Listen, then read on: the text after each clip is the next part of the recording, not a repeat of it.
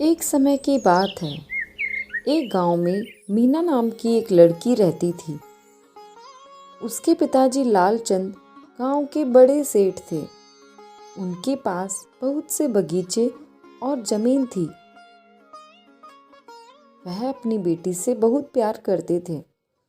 वह उसकी हर ज़रूरत को पूरा करते थे, जिसके कारण वह बहुत बिगड़ गई थी और घमंडी हो गई थी।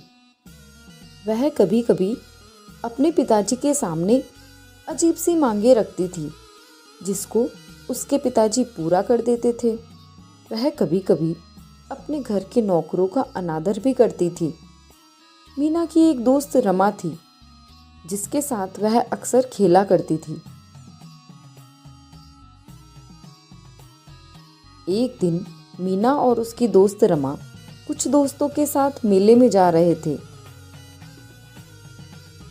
वहाँ पर मीना जिस तरह चल रही थी, उससे एक बूढ़े व्यक्ति को टक्कर लग गई और वह व्यक्ति गिर गया। जब बूढ़े व्यक्ति ने मीना से संभल कर चलने को कहा, तो इस पर मीना ने बूढ़े व्यक्ति को कहा कि तुम अंधे हो क्या? देख के नहीं चल सकते? गलती तो तुम्हारी ही है। कुछ देर मेले में घूमकर झूला झूलने के बाद वह मेले से आने लगे। बीच में उनको एक आम का पेड़ नजर आया, जिस पर बहुत से आम लगे हुए थे। मीना और उसके दोस्त उस पेड़ के पास जाकर पत्थर से कुछ आम तोड़ने लगे। कुछ समय बाद उन्होंने इतने फल तोड़ लिए जिससे उनका पेट भर जाए। मीना के सभी दोस्त टूटे हुए आमों को उठाकर खाने लगे और आम तोड़ना बंद कर दिया। लेकिन मीना अभी भी आम तोड़ रही थी। जब रमा ने मीना से कहा कि हमने इतने आम तो तोड़ लिए कि हम सबका पेट भर सके, तो तुम और आम क्यों तोड़ रही हो? मीना बोली, मैं इस पेड़ के सभी आम तोड़ दूंगी। रमा और उसके दोस्त आम खाने में व्यस्त हो गए, लेकिन मीना आम तोड़ती रही। कुछ देर के अंदर बहुत सारे आम तोड़ने के बाद भी वह बाकी आम तोड़ने में लगी रही। तभी वह आम का पेड़ बोल उठा, मीना, तुम इतने फल क्यों तोड़ रही हो? जितने आम तुमने तोड़ने हैं वह तुम्हारे लिए पर्याप्त है। पेड़ को बोलता देखकर मीना के दोस्त डर गए, लेकिन मीना बोली, मैं तो आज तुम्हारे सारे आम तोड़ूंगी। आम के पेड़ ने मीना को चेतावनी दी कि वह रुक जाए और बाकी आम न तोड़े। लेकिन मीना कहाँ मानने वाली थी। उसने आम को तोड़ना जारी रखा और बोली, तुम मेरा क्या बिगाड़ लोगे?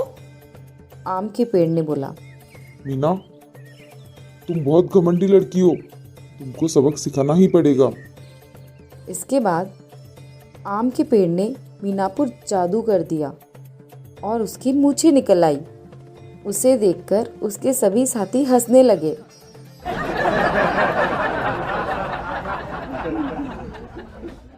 मीना आम के पेड़ से विनती करने लगी, कृपया करके मेरी मूंछों को हटा दे। मैं आज के बाद ऐसा कभी नहीं करूंगी और ना ही कभी किसी को सताऊंगी। लेकिन आम का पेड़ बोला, पहले तुम जाकर अपने पिताजी को लेकर आओ। अगर वह मुझसे इसके लिए बोलेंगे तभी मैं तुम्हारी मूंछों को हटाऊंगा।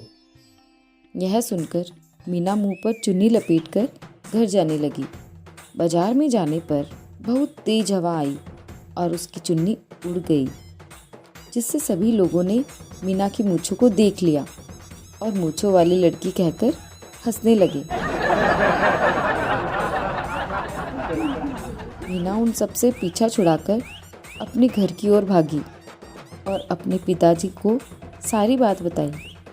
उसके पिता लालचंद अपनी बेटी को देखकर बहुत चिंतित हुए और वह उसी वक्त मीना के साथ उस आम के पेड़ के पास जाने के लिए चल पड़े। आम के पेड़ के पास पहुंचकर लालचंद ने उससे अपनी बेटी की मूंछों को हटाने के लिए बोला।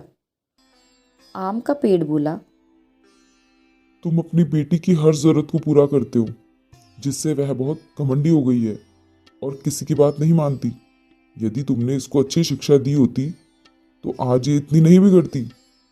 लालचंद ने अपनी गलती मानते हुए आम के पेड़ से अपनी बेटी की मूंछों को हटाने के लिए विनती की और मीना ने भी आगे से कभी ऐसा न करने का वादा किया।